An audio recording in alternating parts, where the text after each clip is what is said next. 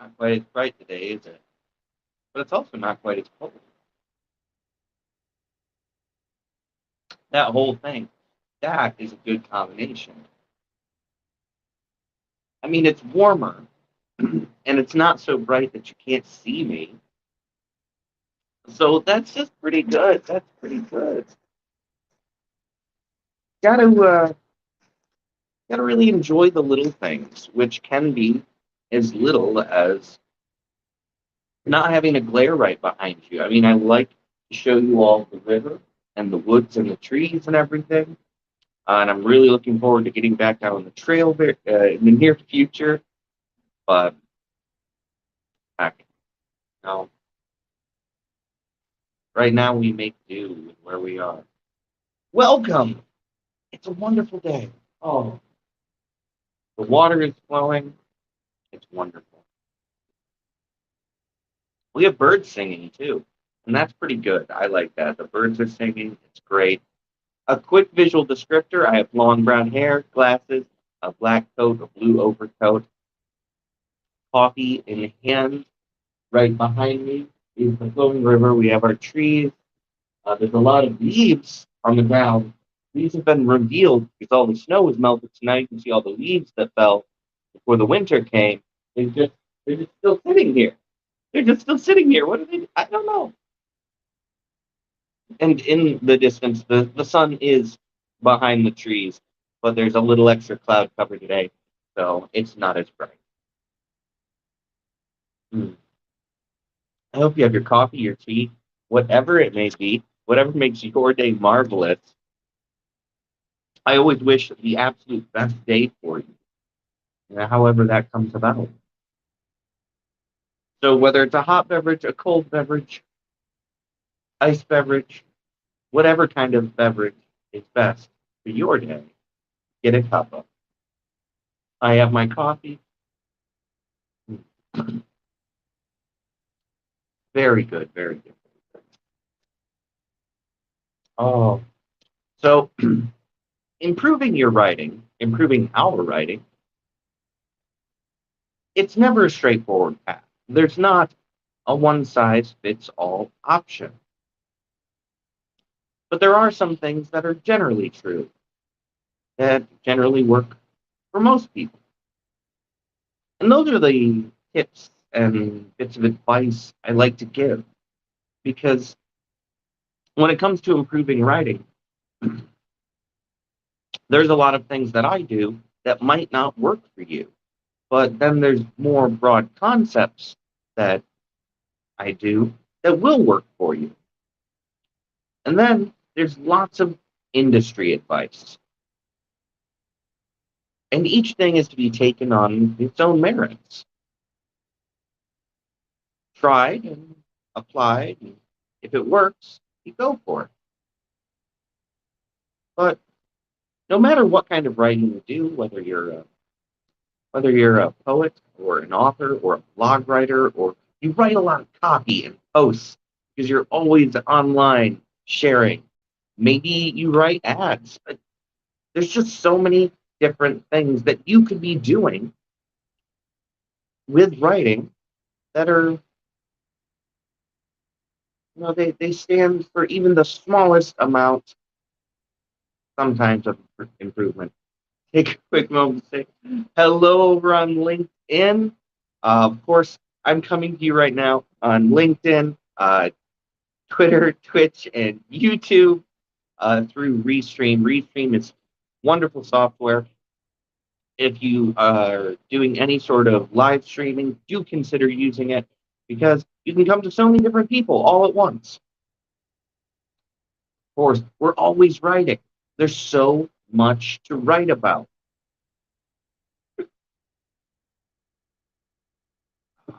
That really is good coffee today. So when it comes to writing and all the different things that you can do to improve it, here's just a few which may help with your writing practice. Now, the first one is not always the easiest, depending on your situation, but that's creating a writing space. Now, myself, I have a couple of places in my home where I normally write. One is at the same table where I do a lot of my weekend shows from, right in front of my books and my easels and my art supplies. That studio space is my workspace. So I do a lot of writing from there, and I do a lot of reading from there, and I do a lot of painting from there. But when you form a space for your work, it doesn't have to be a permanent space, depending on your situation. Maybe you have a family home and it's a lot of shared space for everyone, or maybe you have a smaller apartment, so you don't really have like an extra room or anything like that, and that's fine. Establishing a space for your writing really is just also forming a habit. See, when you get into that space and you sit down or you lay back, if you're someone who likes to get on your computer, maybe lay in bed, and that's perfectly fine if that's your space, as long as you establish it. You want to have that consistency. It's going to help change gears in your mind from out out and about or doing chores or scrolling on the phone, because I know a lot of us can get caught in a doom scroll where we'll just keep going through all of our news and social media. It happens, it's fine. But establish a space. It doesn't necessarily have to be a quiet space if that's not something that's easy for you to have, but it does have to be a spot where you're going to sit down and that is going to be where you're going to write. If you need to set up a few spaces, that's fine too. Maybe you're a notebook writer, maybe you have a small laptop, and that's what you do all your writing on. That's okay. If you have a tendency to do most of your writing on your phone, this is okay, but I highly suggest that you also create a virtual space for yourself there by turning on like something like your airplane mode or your do not disturb while you're writing on your phone. As long as you're not online. If you're online, just put on the do not disturb. If you're just writing in some sort of note app, turn your phone on airplane mode just so that you can have that space and you don't have to worry about constant interruption. These are just a few ways that you can make your space work. Now, myself, I end up writing, as I said, in my studio space where I normally do my weekend shows from. But I also have notebooks with me. I always have a notebook with me, actually. I have to grab this really quick. So, more often than not, I actually have my Rocket book right with me. And then I have a little notebook also. So, I'm always prepared to do some writing. But this is just one of those things. Uh, if you're out and about a lot, bring something to write with, because anywhere you go, you can establish a writing space. And that writing space, as I said, doesn't have to be quiet or free from distractions. It just has to be where you work from. Now, right after having a space for your writing, you really need to start thinking about how do you get more information in. Now, as writers, no matter what kind of writing you're doing, you you need to have information coming in. And now, my suggestion for this, obviously, the more you're reading, the better off you're going to be. But I would suggest going out and finding some sort of book club or a monthly meeting, or even every other month meeting, however that works. Find a book club or some sort of monthly meeting or regular meeting where people like to talk about books, people who are reading the same stuff. One of the reasons you're going to want to do this is it's not just going to get you more incoming information to help build your vernacular, your skills, and your understandings of how writing goes. Another reason is because you're going to hear other people's opinions and thoughts. The greatest benefit uh, that can come to us as writers is actually hearing other people's thoughts and opinions and takes. And one of the reasons is because, say you've read the same thing as them and you interpret it in two completely different ways, this is going to give you a different perspective that you might not have considered. And this different perspective is going to broaden the horizon of your mental landscape. It's not just going to be great to be reading new books and to talk with other people about them, but to broaden the landscape of your own perspectives and opinions, because that's going to allow you to write more compelling things. More compelling writing based off a broader worldview. The broader your worldview, in a strange way, you actually can narrow your focus even more, because you have these other thoughts and opinions that you can use to back up whatever message you want to get across. And you have a better way to perhaps reach people who have an opposite opinion as you. This can be a great way to reach more people and to engage with more people, whether you're writing stories or poetry or copy, whatever it might be. You want to reach as many people as possible. So one of the ways you can do that is actually having taken in as many different viewpoints as possible to enrich and enliven your own viewpoints.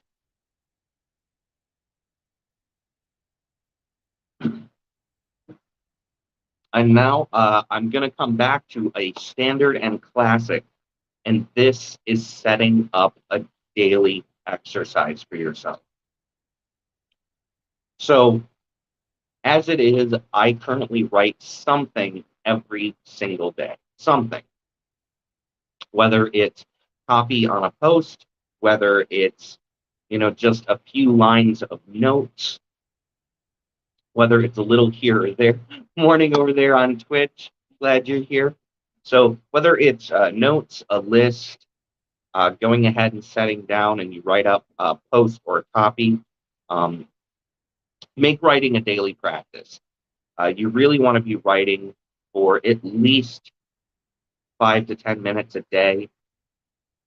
And this is just to help kind of lock in and build and grow your skill set, but also to make it so that writing itself is not necessarily as much work as it would be if you take long breaks in between and then you do all of your writing, say, on the weekend or like every other weekend, and then you sit there and you write for an hour or two. You're going to be quite tired, for one, but you're also going to be sitting there with what could be the same amount of work that you could have just been doing in little snippets, or actually a lot less work as if you'd been doing it in little snippets every single day.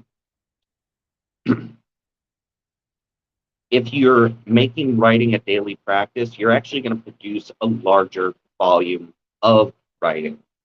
So if you need to be writing for your posts, or you need to be writing for your copies or your blogs or things like that, well, write every day. It doesn't matter if you finish what you're doing that day. What matters is that you're writing every day. So make it 5 to 10 minutes at least. The more you're doing it and the more your schedule allows, you can make these blocks longer, shorter, but if nothing else, make a 5 to 10 minute block during the day where you are going to be writing. If you do that, you're going to find that you're just not only producing more, but you're having a constant daily tweaking of the way you speak, the words you're using, and just so much. There's so much benefit to daily writing, and I can't actually cover it all right now. Oh, now get yourself an extra cuppa. You all deserve one. I'm going to have a sip. Coffee, tea, whatever it may be, whatever you need to make your day awesome. So just a quick recap, though. Get yourself a writing space. That space is just going to be where you're making that flip of the switch.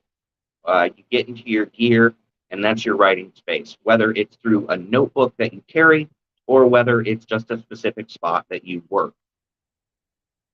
Then you're going to want to join some sort of club, some sort of group, even if they're just meeting once a month, so that you can hear other opinions, other thoughts. You can read, you can talk about books. So join a book club, join some sort of monthly writing get together, something like that. That way you're getting in new information, new opinions, new perspectives.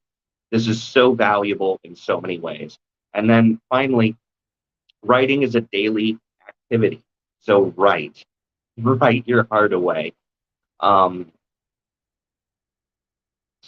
just a few things that are really going to improve your writing skills overall. Now, before I get going for the day, I'd just like to go ahead and talk to you for a moment about my book, Without the Light, Volume 1, Penance and Toil. It's a fantasy novel. There's going to be a link somewhere nearby, depending on where you're joining me. Now, Without the Light was my premier fantasy novel in 2018, and it has just been re-released this year. Now, that re-release is just slight cleanups, things like that. But at the same time, it's also an introduction of a new title page, a few other details. Now, if you're not familiar with my fantasy work, this is a great jumping off point for you. I do, of course, put right out there, most of my work should come with a trigger warning because there is sensitive material in there that might not be suitable for all audiences. However, Without the Light is a large-scale epic adventure. And I use epic adventure in a very classic sense. The character you meet in the beginning of the book, Courtney Rubel, he starts off here in our world.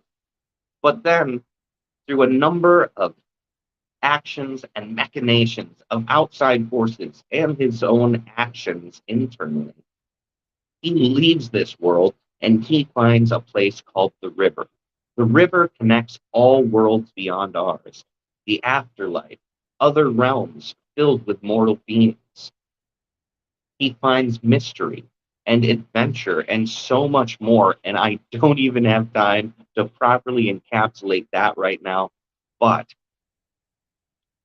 if you enjoy fantasy and you enjoy epic adventure and also dark fantasy, please give Without the Light Volume 1, Penance and Toil a read. It's part of an ongoing series, and it's connected to other book series that I have. And if you get a copy, please leave a review. They help so much.